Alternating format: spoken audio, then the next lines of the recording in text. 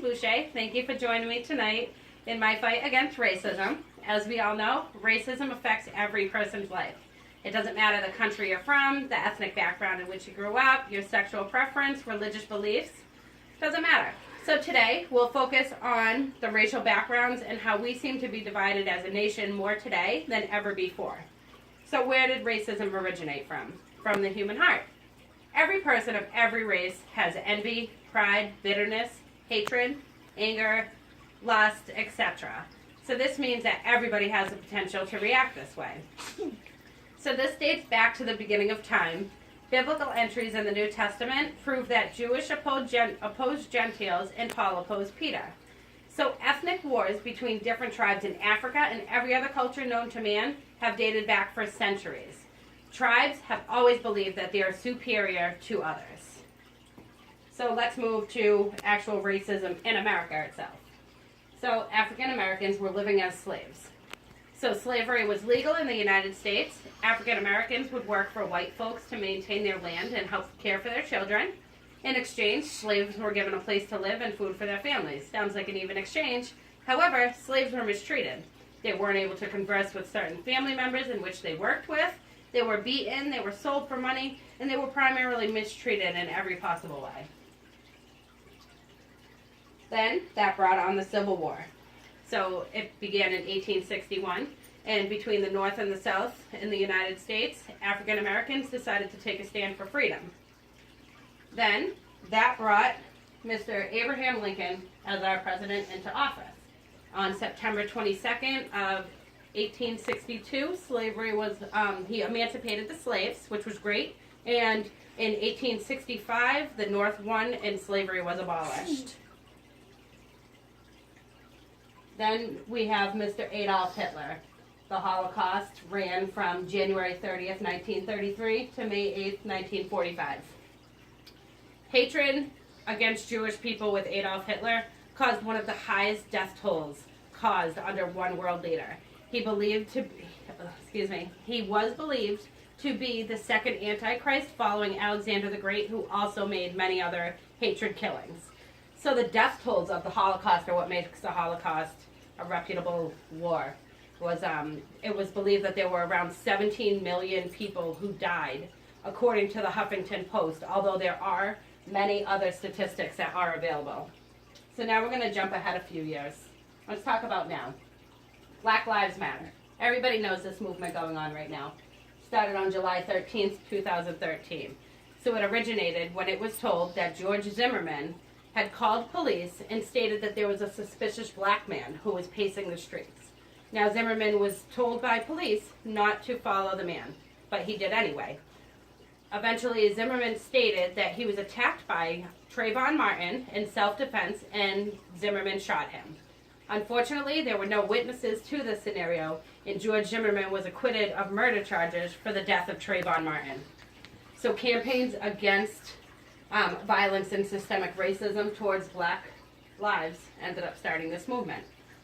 So now, Black Lives Matter, they regularly hold protests against police killings of black people and broader issues of racial profiling, police brutality, racial inequality in the United States, and pretty much the criminal justice system in general.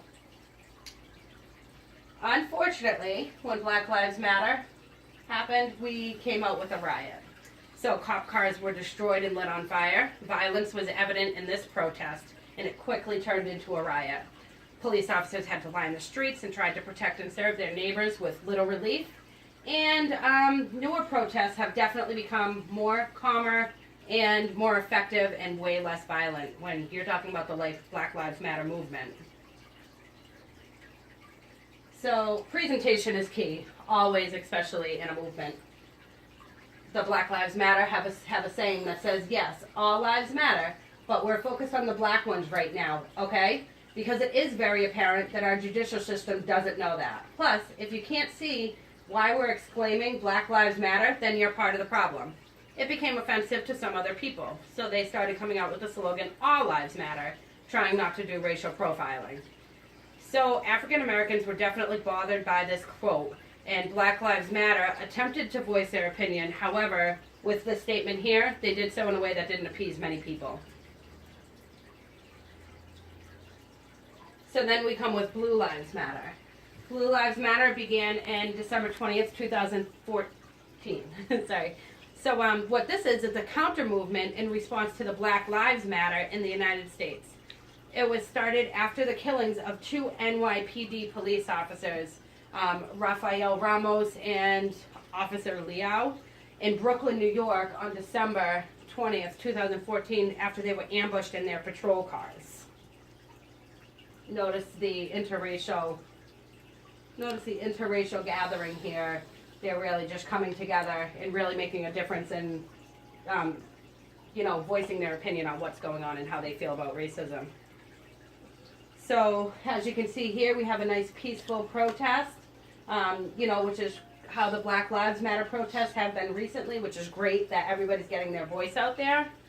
So, although racism will be... Oh, okay. So, yeah, everybody kind of came together, sorry. So, my phone froze.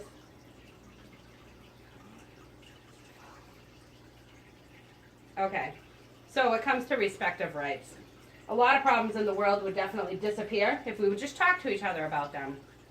Although racism will always be an issue in any company, the United States has such a wide variety of ethnic backgrounds, more than what's seen in any other country, that we need to find some type of neutral ground. We need to learn the power of respect, and we need to utilize it. We need to find a way to discuss issues with race in a manner that gets the point across and feelings across without undermining other people's ethnic backgrounds. At some point, we just need to come together, and we need to use our views and background experiences to eliminate some of the hatred that America has today. So the media plays a large role in American citizens' opinions of situations arising in America each day. People need to carefully consider what they believe and what they do not believe when they're listening to media news. So again, with the All Lives Matter, yours, mine, ours. This is a slogan that other people came to when it was focused just on Black Lives Matter, Blue Lives Matter. Now we know all lives matter. We all need to just come together. So once people realize that in order to make America great again, it means to accept differences and realize that America is the only race, that there is only one race, and that is the human race. So it's our duty as Americans, black, red, white, blue, green, doesn't matter, to do our part in the beginning to change the way society is today. Our younger generations depend on us to pave the way. So, like I said, we need to come to the point where we realize the concept of race is a false one. There is only one race, and that is the human race. So thank you all, and I hope you enjoy your evening.